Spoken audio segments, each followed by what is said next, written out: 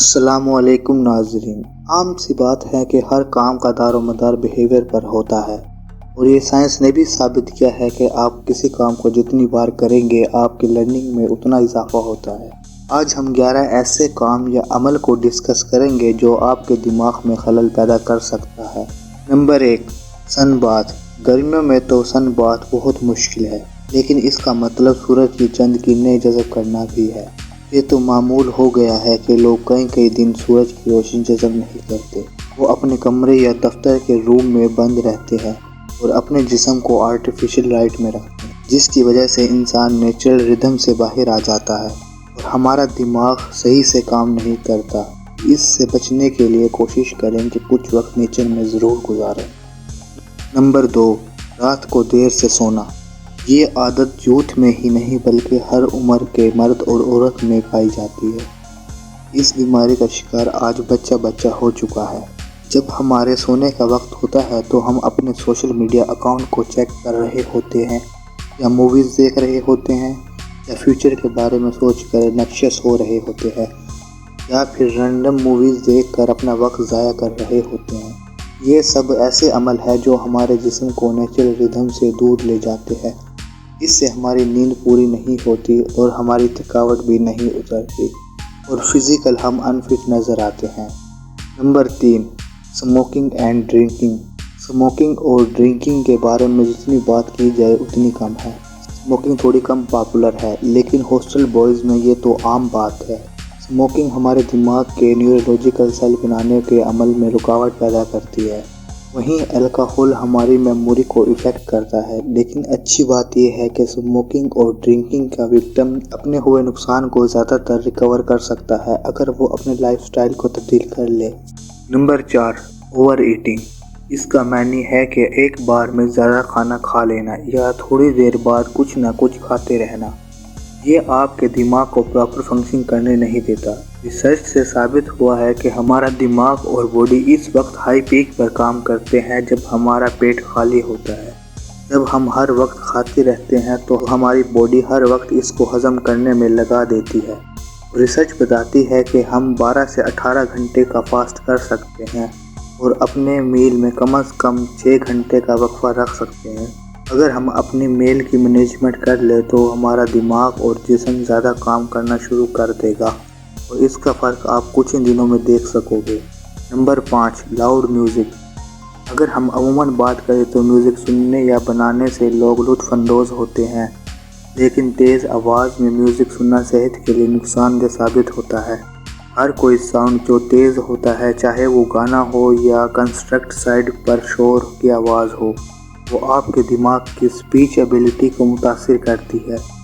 اور ایک اسٹڈی میں تو یہ بھی بتایا گیا ہے کہ لاؤڈ نوائز آپ کے DNA کو ریپچر کر دیتی ہے۔ اس لیے کسی بھی میوزک کو اتنی تیز آواز میں مت سنو جو آپ کے دماغ کے لیے خطرناک ثابت ہو۔ نمبر 6، ایکسرسائز کا نہ کرنا۔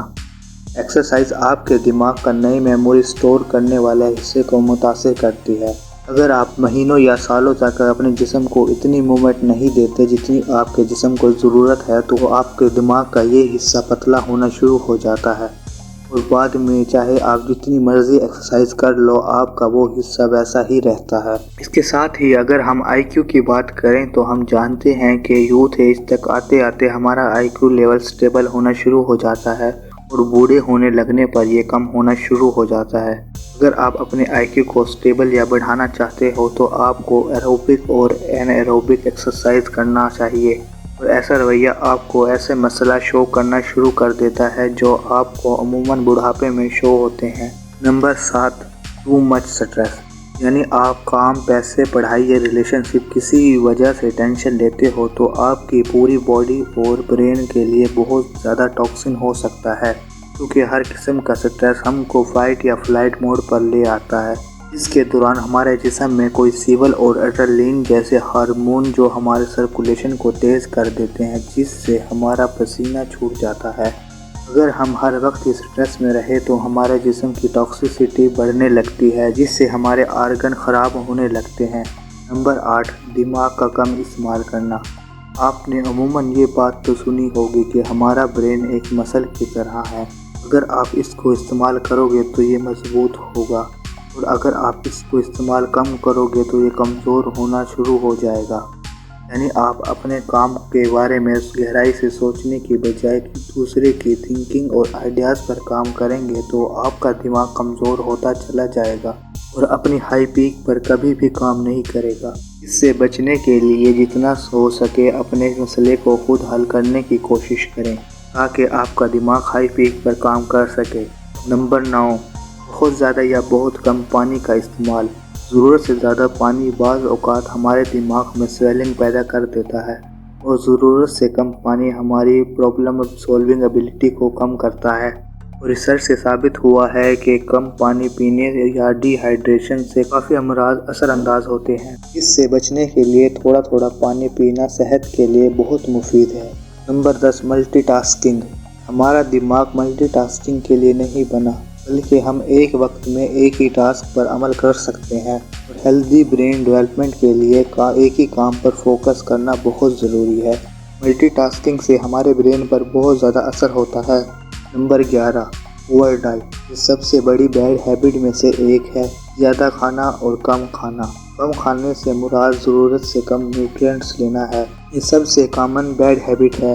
زیادہ تر لوگوں کی ڈائٹ میں پانی، شوگر، ہائی پروسیس فوڈ یا پیکج فوڈ بہت زیادہ ہوتے ہیں، جس کی وجہ سے ان کی باڈی نیوٹرینٹس کو اچھی طرح ابزارب کرنے کی ایبلٹی کھو دیتی ہے، جس کی وجہ سے ان کی باڈی میں منرلز اور وٹامنز کی کمی ہو جاتی ہے۔ اگر آپ چاہتے ہیں کہ آپ کے دماغ فل کیپیسٹی پر کام کرے تو آپ فریش فوڈ اور ویجیٹیبل کا استعمال زیادہ سے زیادہ کریں۔